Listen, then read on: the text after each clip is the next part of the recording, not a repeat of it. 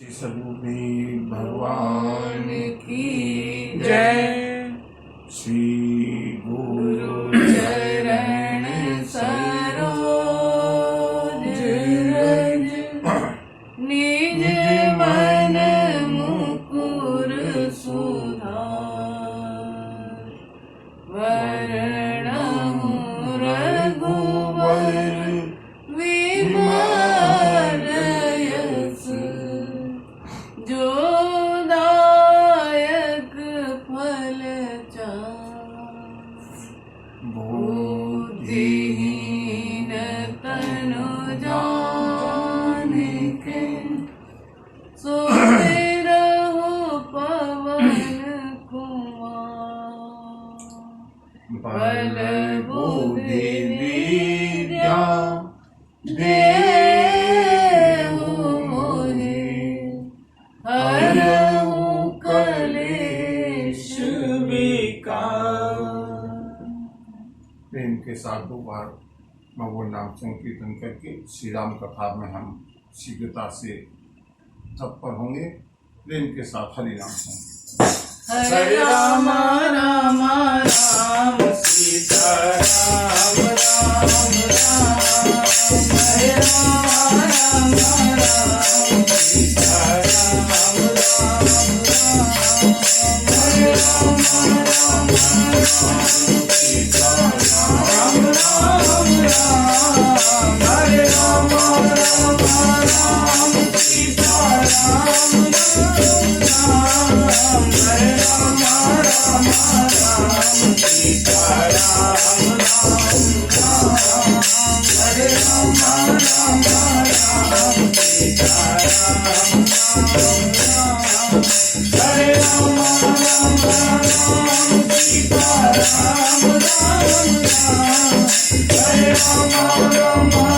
राम सीता राम राम राम। हरे राम राम राम सीता राम राम राम। हरे Ram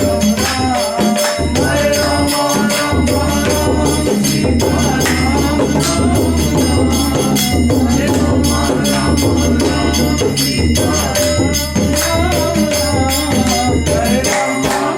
Hare Rama, Hare Rama, Rama Rama Sita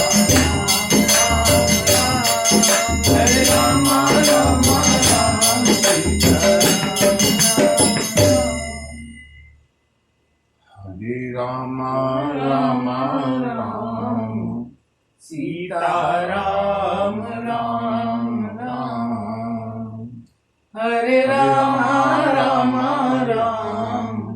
Sita Ram Ram Ram. बोली सियावर रामचंद्र की बजरंग बली की जय। बाबा विश्वनाथ नाथ की जय। मंगल भवन अमंगलहारी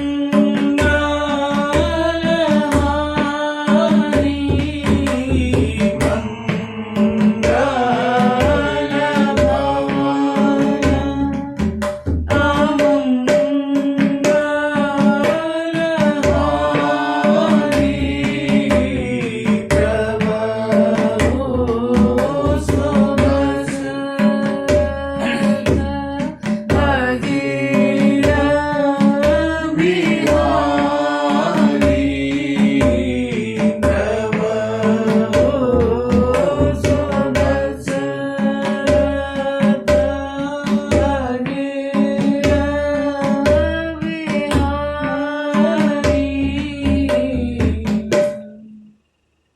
राघवेंद्र सरकार समुद्र के तट पर आए हैं। समुद्र से प्रार्थना करते हुए 3 दिन हो गए, लेकिन सागर ने प्रभु की प्रार्थना को स्वीकार नहीं।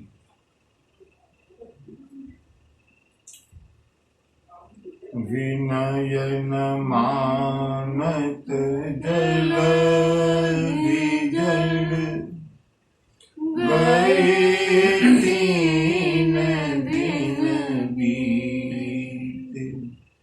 बोले राम सकोप तब भय बिनु होई न प्रीति। 3 दिन हो गए प्रतीक्षा करते हुए। अंत में श्री राम को क्रोध आया। क्रोध नहीं आया बंधु, क्रोध करने का प्रभु ने नाटक किया, क्योंकि लक्ष्मण के मन की भी बात को रखना था ना।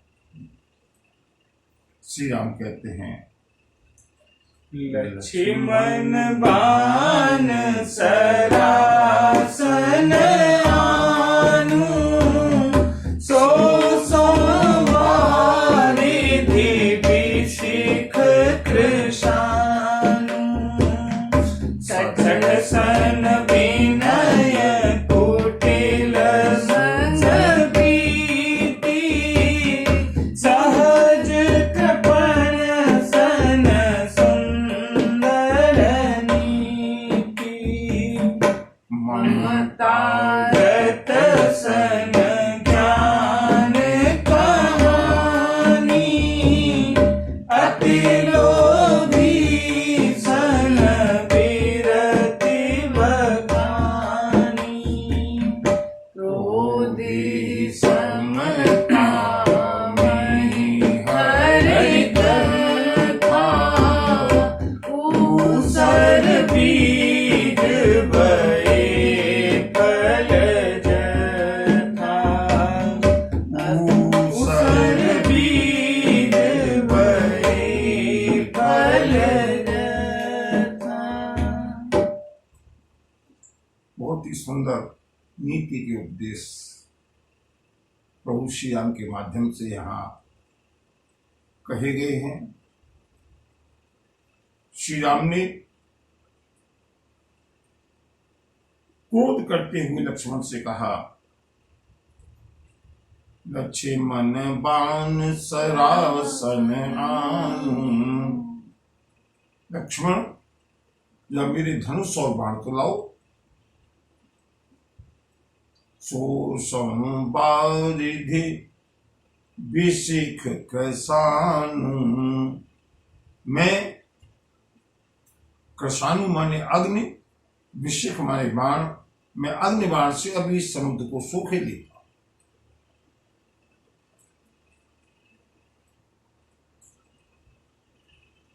क्यों? क्योंकि 60 सन विनय, मूर्ख व्यक्ति के साथ अगर विनय का संभाषण करेंगे, विनय करेंगे, उसका कोई लाभ होने वाला नहीं है। 60 सन विनय कुटिल सन प्रीति। जो स्वभाव से ही टेढ़ा है, कुटिल है, उसके साथ प्रेम करने से कोई लाभ नहीं है।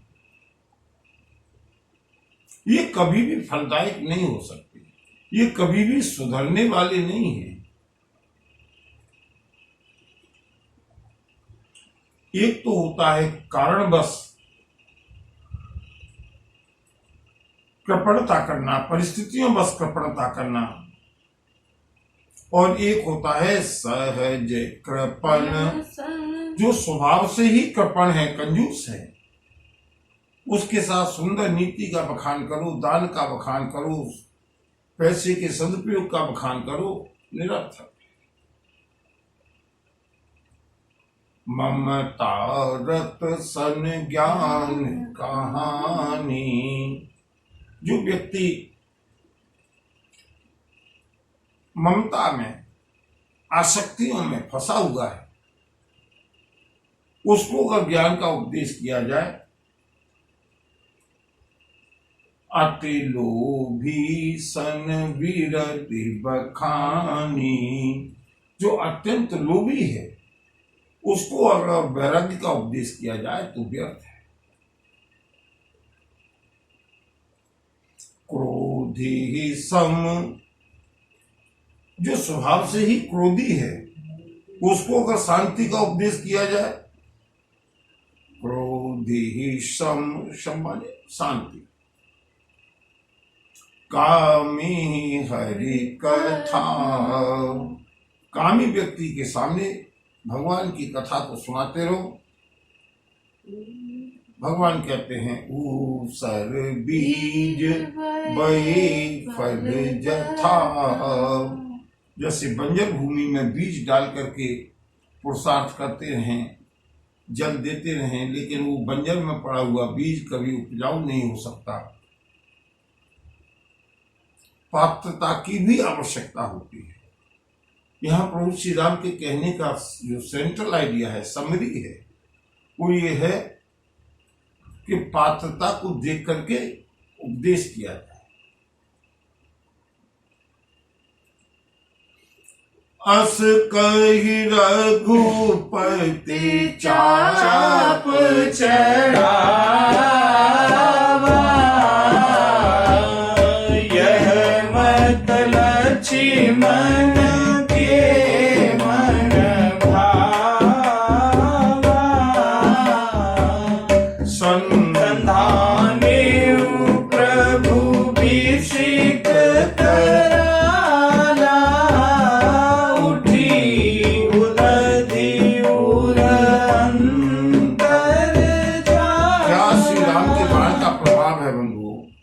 अस कहे रघुपति चाप चढ़ावा, श्री राम ने ऐसा कहकर के धनुष का संधार किया, प्रत्यंचा को चढ़ाया। लक्ष्मण जी को अब अच्छा,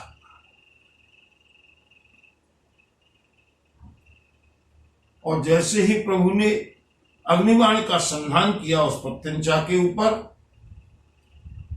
समुद्र के अंदर अग्नि की ज्वाला उठने लगी। मकर उरग झस गन अकुलानी, समुद्र के अंदर रहने वाले जो जीव जंतु थे, मगर थे,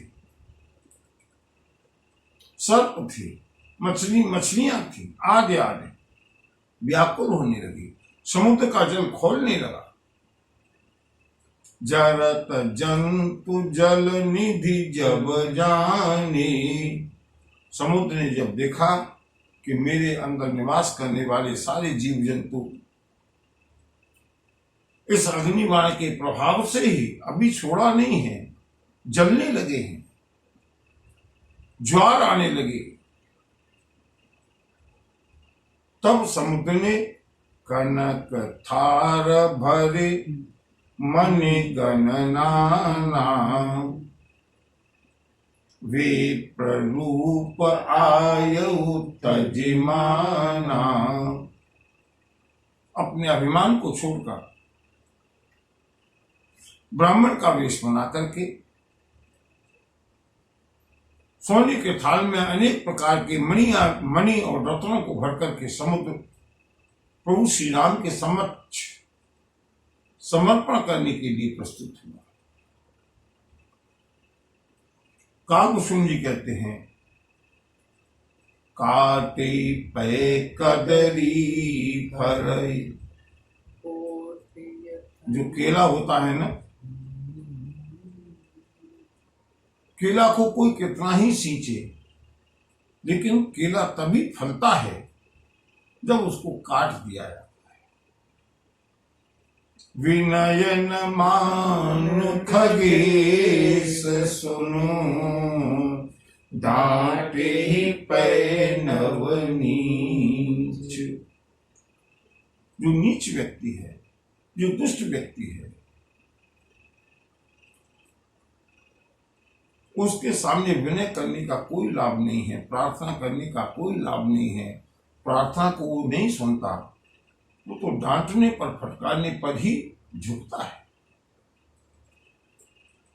समुद्र ने सभय सिंधु गही पद प्रभु के,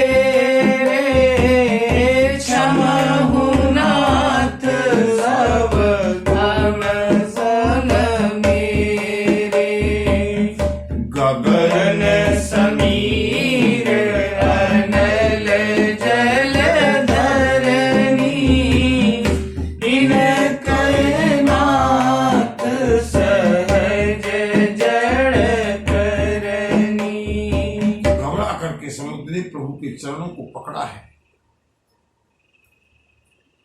शरण मांगने लगा, अभय मांगने लगा, प्रभु मेरे अपराधों को क्षमा करो। पृथ्वी, जल, तेज, वायु, आकाश, ये जो पांचों तत्व हैं, उनमें से एक तत्व मैं भी हूं, जल। ये पांचों तत्व स्वाभाविक रूप से जड़ हैं।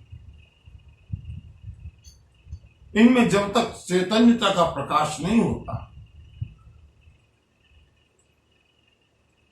जब चेतन सत्ता निकल जाती है, तो एक मृतक के शरीर में भी पृथ्वी, जल, तेज, वायु, आकाश, ये पांचों तत्व विराजमान हैं, लेकिन जड़ है। प्रभु तब प्रेरित माया उपजाए, ये पांचों तत्व माया ने आपकी प्रेरणा से सृष्टि को उत्पन्न करने के लिए पैदा किया है। प्रभु आय सुजे जी कह जस आई, सोते ही भांति रहे सुख लाई, सोते ही भांति रहे सुख प्रभु आपके जिसके लिए जिस प्रकार आज्ञा है, जैसे आप करवाते हो, वो उसी प्रकार अपने अपने कार्य में निरत है और उसी में उसको सुख मिलता है। न केवल इन पांच तत्वों में, बल्कि इन पांच तत्वों से बने हुए जितने भी शरीर हैं, भोग योनियां भी जो हैं,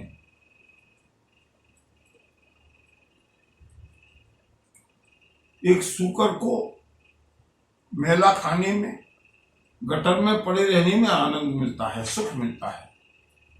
क्यों? क्योंकि प्रभु की आज्ञा उसके लिए वही है। प्रभु आज्ञा जेहि कह जस आई, वो उसी में सुख की अनुभूति कर रहा है।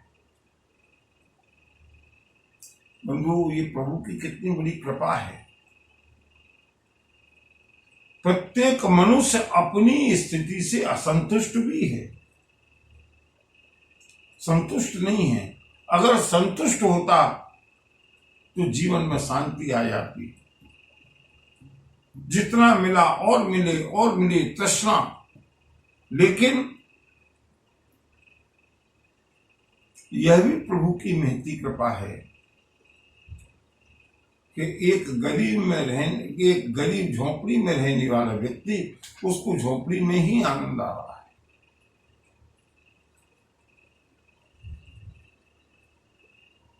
एक पशु को अपनी पशु योनि में ही अच्छा लग रहा है। ये सब प्रभु की विराट माया है। प्रभु भल कीनी मोहि सिख दीनी। प्रभु आपने बड़ी कृपा की, जिससे कि क्रोध करके आपने मुझे शिक्षा की। अगर आप क्रोध नहीं करते तो मैं भी अपनी जड़ता के बस, अभिमान के बस आपकी सेवा नहीं करता। मरे ज्यादा पुण्य तुम्हारी कीनी। लेकिन प्रभु, समुद्र को मर्यादा में ही रहना चाहिए, ये मर्यादा भी आपकी बनाई हुई है। और बंधुओं, एक चौपाई जो कही है, जो कि रामचरितमानस में सबसे अधिक कंट्रोवर्सी, विवादास्पद मानी जाती है, मेरी दृष्टि में वो बिल्कुल भी विवादास्पद नहीं है। केवल समाज में विष बांटने के लिए, श्लोक पूजन देने के लिए, बंटवारा करने के लिए, राजनीतिक लाभ लेने के लिए, वैमनस्यता पैदा करने के लिए गोस्वामी जी की इस चौपाई को कोट करके इस भारत के हिंदू समाज में जो बंटवारा करने का प्रयास किया जाता है, मैं उस चौपाई को पढ़ करके बहुत ज्यादा उसके ऊपर विश्लेषण नहीं करूंगा, क्योंकि मेरी दृष्टि में उसमें कोई विवाद नहीं है। केवल एक शाब्दिक सा अर्थ करके हम आगे बढ़ते हैं। समुद्र कहता है, प्रभु ढोल गवार शूद्र पशु नारी सकल ताड़ना के अधिकारी। कहीं भी राम कथा हो, मैंने कई मैगजीन्स में देखा है, इस चौपाई को लेकर के इतना, अगर जितना चिंतन इस चौपाई का किया गया है, जितना विश्लेषण इस चौपाई का किया गया है, अगर इतना विश्लेषण कहीं किसी सुंदर चौपाई का कर दिया होता, ये चौपाई भी सुंदर है, नीतिगत है, लेकिन अर्थ का अनर्थ कर दिया। ढोल होता है ना पीटने वाला, गवार जो मूर्ख व्यक्ति है, शूद्र सबसे ज्यादा जो विद्रोह होता है वो इस शब्द के ऊपर होता है। पशु और नारी, एक नारी के ऊपर बहुत अधिक कमेंट्स होते हैं। गोस्वामी जी तो पुरुषवादी है, गोस्वामी जी तो ब्राह्मणवादी है। इन सबको एक पंक्ति में रख दिया, ढोल को, गंवार को, शूद्र को, पशु को, नारी को, और आगे उसका अर्थ का अनर्थ कर दिया कि ये सब ताड़न सकल ताड़ना के अधिकारी। ये सब प्रताड़ित करने की अधिकारी है, ये सब दंड के अधिकारी है। मतलब जिससे जैसा अच्छा लगे, मुझे कोई तर्क वितर्क नहीं करना है, केवल एक विनम्र सी बात, विनम्र सी व्याख्या, विनम्र सा अर्थ, जो कि संभवतः प्रत्येक दृष्टि से सही है, समीचीन है। इसका अर्थ ये नहीं है कि ये सब दंड के या पीटने के अधिकारी हैं, नहीं।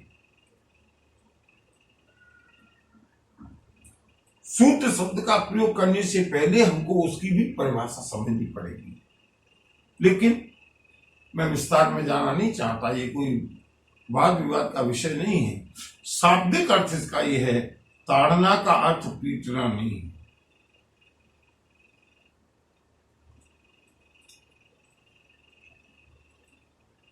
अगर ताड़ना का अर्थ पीटना लिया जाए, अगर ताड़ना का अर्थ केवल दंड देना और जबरदस्ती पीटना किया जाए, तो ये चौपाई का कोई अर्थ ही नहीं होता। क्योंकि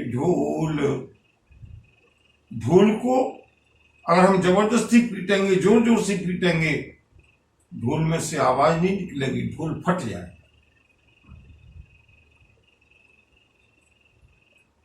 गंवार जो अनपढ़ व्यक्ति है, अज्ञान व्यक्ति है, मूर्ख व्यक्ति है, अगर हम उसको पीटेंगे तो पीट करके हम कभी उससे मनवांछित कार्य नहीं करा सकते। शूद्र और नारी, इन दो को मैं छोड़ करके चलता हूं, क्योंकि लंबे चिंतन का विषय है। पशु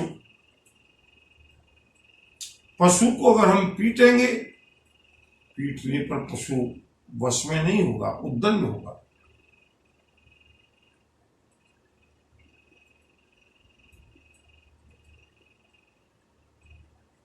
शूद्र का अर्थ जिसकी दृष्टि, जिसकी वासनाएं हमेशा विषयों में लगी हुई है। नारी का अर्थ प्रत्येक नारी नहीं है, क्योंकि गोस्वामी जी ने अपने रामचरितमानस में नारियों की बहुत वंदना की है। कौशल्या भी नारी थी, भगवती जानकी भी नारी है, शबरी भी नारी है, वर्ण से शबरी शूद्र है, केवट भी शूद्र है। कैसे हम आजकल के अनुसार इसका अर्थ कर सकते हैं? नहीं, पीटने से, दंड देने से, जबरदस्ती ठोकने से ये कभी भी वांछित परिणाम नहीं देंगे। कब देंगे? अब जरा ताड़ना का अर्थ समझें। गोस्वामी तुलसीदास जी ने रामचरितमानस की रचना मुख्य रूप से अवधी भाषा में की है, और अवधी भाषा में ताड़ना का अर्थ होता है समझना, पहचानना। इसको हम प्रायः बोलचाल की भाषा में भी प्रयोग करते हैं। मैं उसके मन की बात ताड़ गया। ताड़ना माने समझना। मैं उसके मन की बात समझ गया, मैं उसके मन की बात पहचान गया। तो बंधुओं, ताड़ना का अर्थ अगर हम यहां समझदारी से लें तो ये चौपाई बिल्कुल अपनी जगह खरी उतरती है।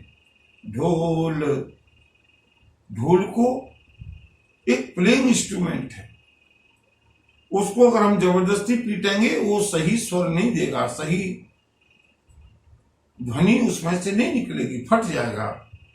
ढोल यानी म्यूजिकल इंस्ट्रूमेंट, ये समझदारी के साथ, पहचान के साथ, बुद्धिमानी के साथ इसका प्रयोग करना चाहिए। गंवार मूर्ख व्यक्ति अगर हम उसको जबरदस्ती दंडित करेंगे, उद्दंड हो जाएगा। उससे समझदारी से काम लेना है। पशु से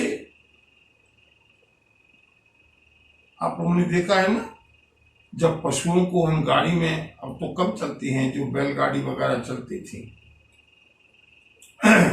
या पशुओं को जो कंट्रोल करते हैं, वो ट्रिक के साथ, ताड़ना का सही शब्द इंग्लिश वर्जन में ट्रिक या टैक्ट,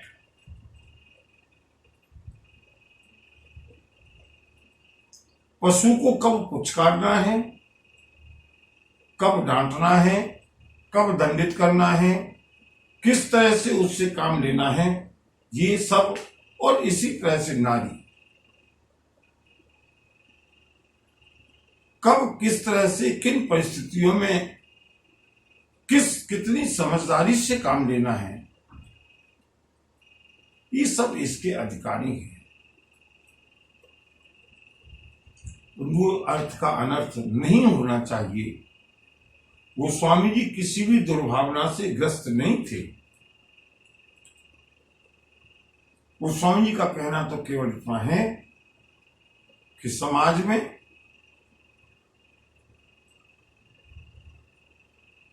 समाज के जो भी अंग हैं, अगर हमको उनसे वांछित परिणाम चाहिए तो प्रत्येक के साथ समझदारी के साथ, टैक्ट के साथ, चतुराई के साथ, उसकी मनोभावना को समझने के बाद ही उससे तदनुसार व्यवहार किया जाना चाहिए। प्रभु प्रताप।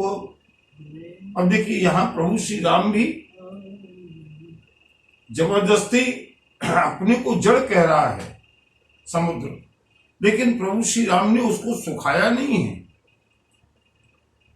सबसे पहले क्या की?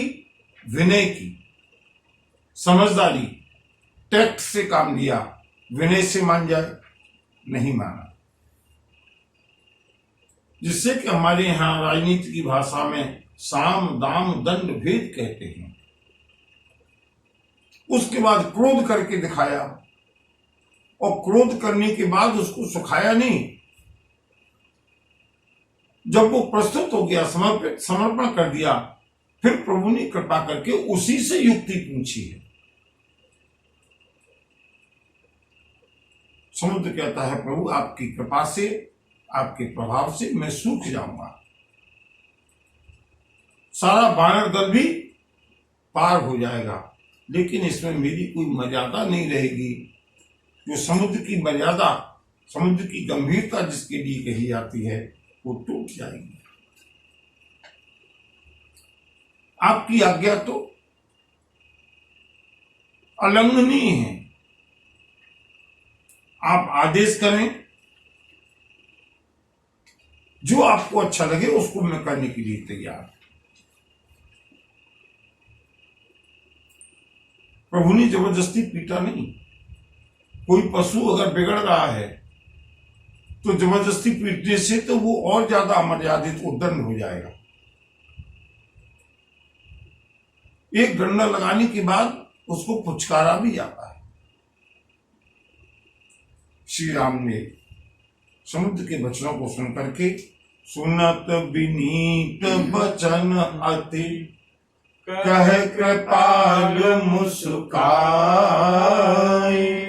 जेहि विधि उतरहि कपि कटक तात सुख उपाय।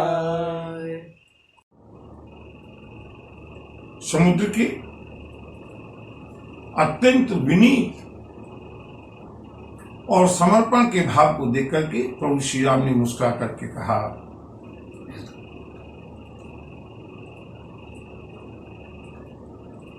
हे जलनिधि,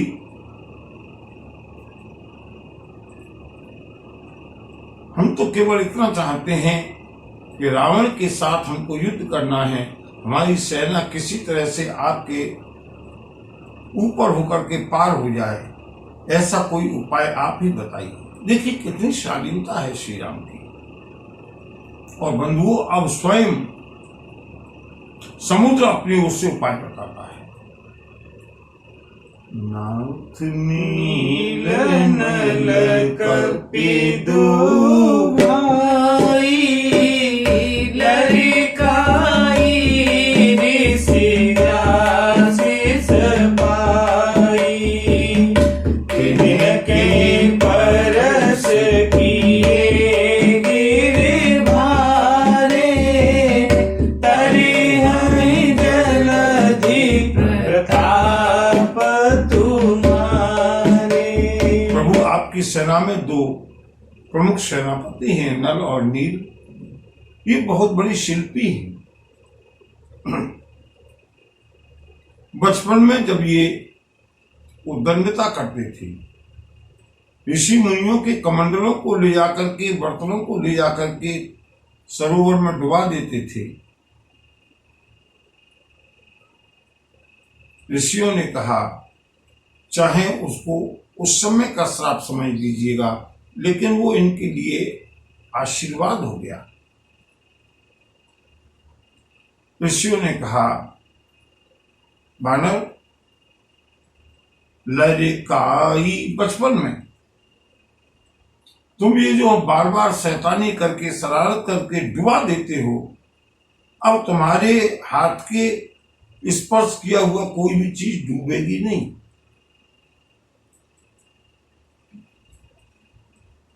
इसलिए प्रभु, वो नल और नील जो दोनों शिल्पी हैं और शिल्प कला में अत्यंत निपुण भी हैं,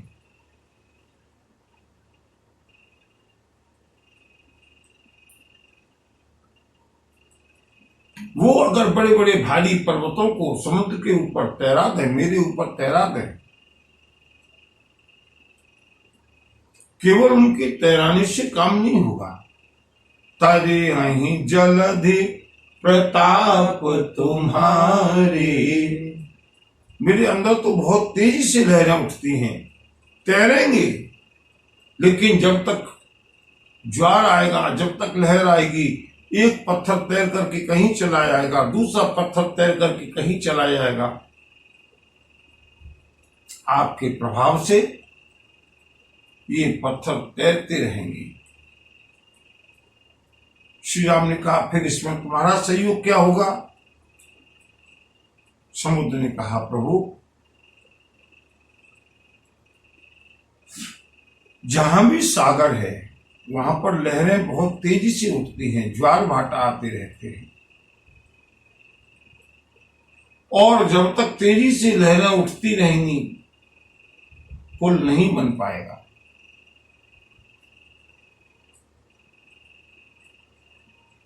मैं आपकी आज्ञा को स्वीकार करके मैं पुण्य धरि प्रभु प्रभुताई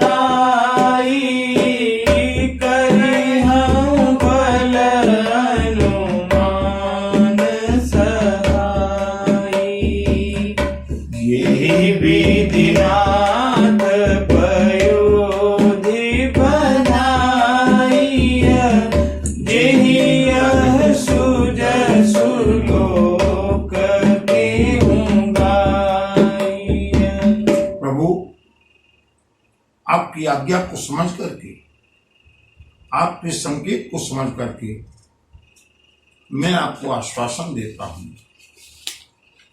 चाहे विश्व में कहीं भी समुद्र में कितनी ही तेजी से लहरें उठती रहें, लेकिन इस स्थान पर समुद्र बिल्कुल शांत होकर के बंधे हुए तालाब की तरह बहेगा। लहरों में कोई ऊंचाई नीचाई नहीं होगी। जो भी पत्थर, जो भी पहाड़ इसमें तैराए जाएंगे वो शांति के साथ तैरते रहेंगे। मैं अपने सामर्थ्य के अनुसार उनको नीचे से जोड़ता रहूंगा। तैरना अलग बात है, मैं उनको अलग अलग नहीं होने दूंगा, बिखरने नहीं दूंगा। सागर शांत बहेगा। और बंधु, आज भी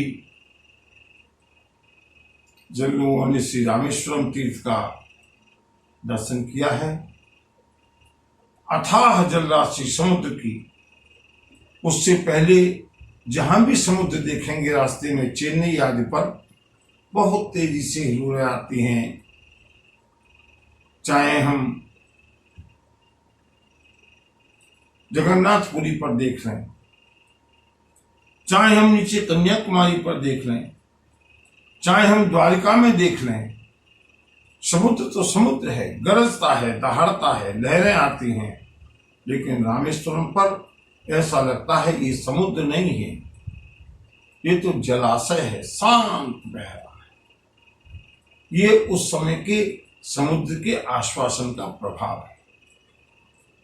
प्रभु, मैं आपकी आज्ञा को स्वीकार करके उन तैरते हुए पहाड़ों को, पर्वतों को अपनी सामर्थ्य के अनुसार जोड़ता जाऊंगा।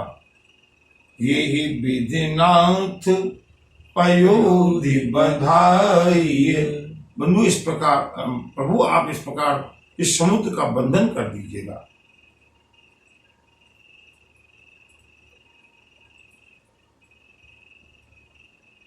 आपका भी यश फैलेगा, मेरी भी मर्यादा नष्ट नहीं होगी। श्री राम ने कहा, लेकिन हे समुद्र देवता, राम का बाण अमोघ है, प्रत्यंचा पर चढ़ चुका है, अब ये नीचे नहीं उतर सकता। बताइए इसका उपयोग मैं कहां करूं? समुद्र ने अपने उत्तरी प्रांत पर रहने वाले दुष्ट नराधम राक्षसों के वध के लिए प्रभु से प्रार्थना की है। श्री राम ने अपने उस बाण को उसी दिशा में चला करके उन आतताई शक्तियों का नाश किया है। सागर को शांति मिली। श्री राम के बल और पुरुषार्थ को देख करके समुद्र को अत्यंत प्रसन्नता हुई है। प्रभु के चरणों में प्रणाम किया और बंधुओं, समुद्र जो विप्र रूप बना करके आया था, अंतर्हित हुआ, अंतर्धान हुआ। यद्यपि ये पावन सुंदर कांड औपचारिक रूप से कल विश्राम को प्राप्त हो चुका है, लेकिन आज इच्छा थी इसका कम से कम शाब्दिक अर्थ कर दिया जाए। और बंधुओं, आज एक बार तो परिस्थिति ऐसी बनी, कुछ स्वास्थ्य समुचित न होने के कारण मुझे लगा कि आज संभवतः कथा का विश्राम करना पड़ेगा, लेकिन प्रभु की प्रेरणा, प्रभु ने सामर्थ्य दिया, प्रभु ने अनुकूलता दी और किसी तरह से ये सुंदरकांड आज बहुत अधिक विस्तार नहीं हुआ, लेकिन जैसी प्रभु की इच्छा थी, जैसी उनकी प्रेरणा थी, उनकी कृपा के अनुसार आज इस सुंदरकांड को हम विश्राम करते हैं।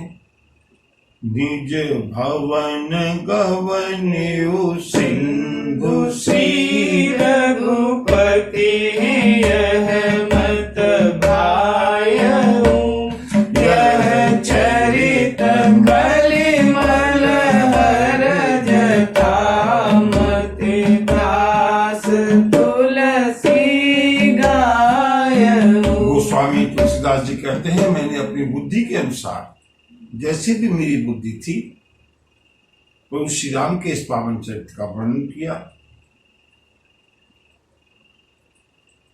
सारे संशयों को दूर करने वाला, सुख को देने वाला, विषाद को नष्ट करने वाला प्रभु श्री राम की कथा का जो ये प्रसाद है, जो लोग विश्वास के साथ इसको गाएंगे, इसको सुनेंगे,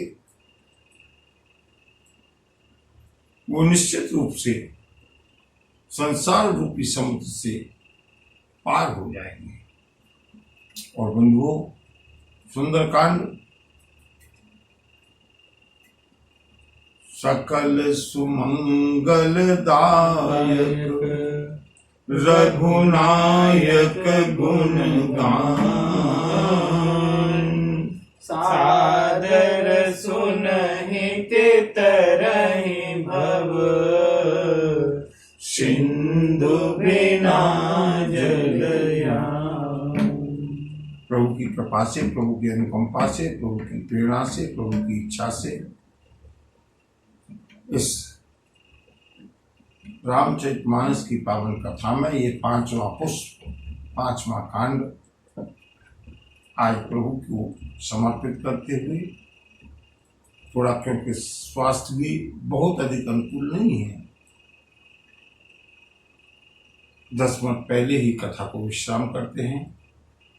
जितनी सेवा प्रभु को करानी थी वो करा ली, आगे कल देखते हैं प्रभु इच्छा क्या होती है।